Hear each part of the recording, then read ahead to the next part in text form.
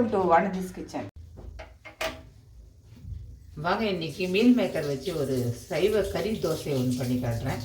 Meal மேக்கரை வந்து கொதிக்க தண்ணியில் போட்டு வேக வச்சு தண்ணி பிழிஞ்சு எடுத்து வச்சுருக்கேன். இதை மிக்சியில் போட்டு கொஞ்சம் அரைச்சிட்டு வந்துடுறேன்.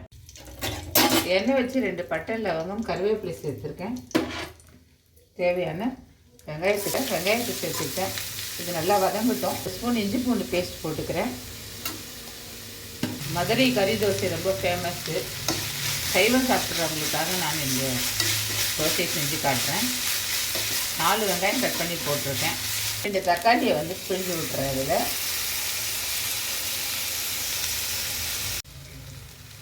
அரைச்சிட்டு வந்து அந்த மீல் மேக்கரை சேர்த்துடுறேன்.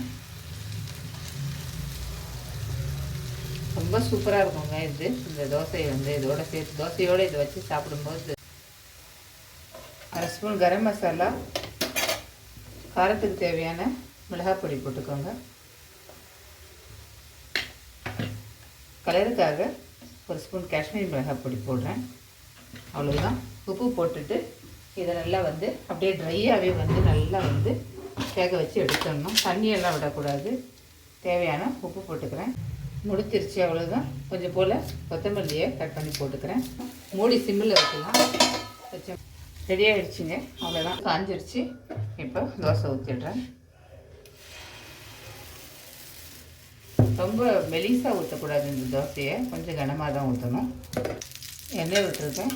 இந்த மசாலாவை அதில் நல்ல தாராளமாக வைங்க. வச்சுட்டு இப்படி நல்லா வந்து ஸ்ப்ரெட் பண்ணி விடுங்க. கொஞ்சம் நேரம் கழித்து திருப்பி போட்டுடலாம். தோசையை திருப்பி போடுறேன். அவ்வளோதான். மறுபடியும் 1 ஸ்பூன் எண்ணெய் விடுங்க. கொஞ்சம் சிம்மிலேயே வைங்க. அந்த மசாலா வந்து தீஞ்சு போயிடும். திருப்பி போட்டு எடுத்துட்டேன். சைவ கறி தோசை எப்படி இருக்குது பாருங்கள்.